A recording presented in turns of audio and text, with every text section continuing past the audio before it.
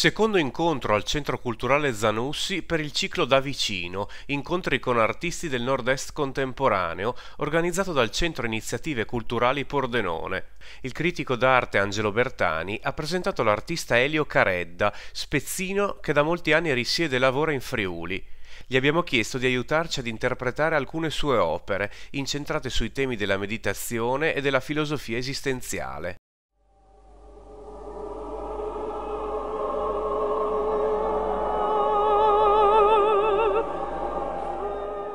Io un giorno mi sono ricordato di come stavo quando credevo che all'esistenza di Topolinia, di Paperopole, di Posti, ma anche di Superman, che allora si chiamava Nembo Kid. E rendendomi conto che la condizione di dolcezza intima di questo modo, peraltro erroneo, di credere a qualcosa di ulteriormente erroneo, conteneva comunque una sua stilla di grazia.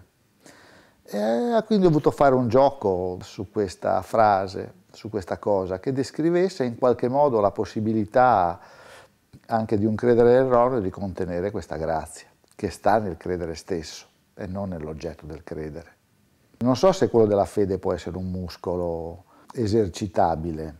So che quello della fede è un momento che è rimasto incontaminato dalla mia nascita a oggi, indipendentemente dalle forme che ha assunto. È impossibile non credere in qualche cosa. Io non credo nell'ateismo, io penso che gli atei siano le persone che siano dotate di un diverso modo di avere fede, cioè fede nel proprio ateismo.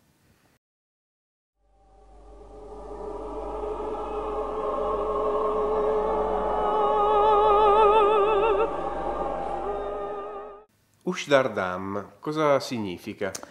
Significa consapevolezza del respiro secondo una trascrizione dall'arabo di numerose regole di un certo ordine di dervisci. È difficile essere consapevoli del respiro senza controllare il respiro. Stare col proprio respiro e osservarlo nel suo entrare, uscire, nutrirci, permeare ogni singola cellula del nostro corpo, far lavorare il nostro diaframma, anche soltanto a livello fisico, può essere piacevole.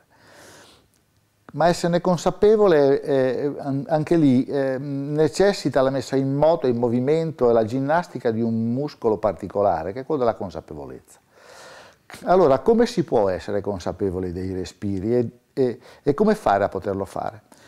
Per un artista plastico, per colui che disegna, usa le matite o usa qualsiasi altro strumento, poteva essere interessante segnarle, secondo uno strumento anche molto semplice nel mio caso, che è quello, voglio dire, di fare delle semplici aste su un supporto. Operando in questo senso, però, mi sono reso conto che mano a mano che io tracciavo queste tracce, queste linee, in realtà mi veniva a mancare qualcosa, che è il doppio delle stesse, perché il respiro ha un momento attivo e un momento passivo, un momento in entrata e un momento in uscita. Quindi per ogni segno doveva esistere anche un suo segno opposto, per ogni bianco doveva esistere anche un nero. Quindi dovevo far lavorare la luce. E quindi lavorando su dei vetri con dei bianchi potevo ottenere parallelamente dei segni neri identici ai primi bianchi e quindi l'idea del bianco e del nero, dell'entrata e dell'uscita e del respiro poteva essere consapevole respiro per respiro. Nella durata del tempo, nella ripetizione del gesto continuo, respiro per settimane e mesi, ore ogni giorno, lo stupore è quello di vedere uscire fuori un'opera che ha una musicalità nella sua differenziazione dei respiri. Lei ha tracciato una linea ogni quanto tempo? Ogni respiro è un'asta, quindi sono milioni di respiri. In quanto tempo l'ha realizzata? Ha un lavoro che può durare anche 5 mesi, 6 mesi.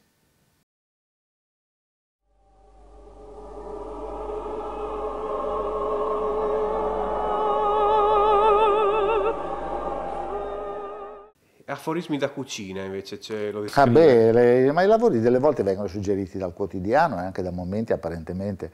Cioè, l'artista delle volte ha delle visioni sulle cose che sono leggermente parallele a quelle che il quotidiano ci suggerisce, per cui uno strumento non è soltanto funzionale al suo uso. Nel vuoto del vaso sta il senso dell'uso. Il vaso è se stesso quando è vuoto. Io stavo preparando del pesto da mettere in barattolo e mentre guardavo il barattolo vuoto ho pensato che bello che sarebbe poter mettere della poesia in barattolo per usarla poi quando ci serve durante l'inverno o i periodi di carestia. Però non bastava scrivere delle cose e metterle in un barattolo, perché la parola non ha senso se non c'è una luce che la spinge. E quindi il problema era quello di avere un barattolo insignificante, quando non funzionante, e significante attraverso la luce. Per Elio Caredda cosa significa produrre arte? Ci sono delle forme di necessità che sono connaturate all'idea che le suggerisce. Vi spiego meglio. Il pensiero non ha mai risolto problemi, se non del pensiero stesso. Addirittura per Krishnamurti il pensiero è il problema.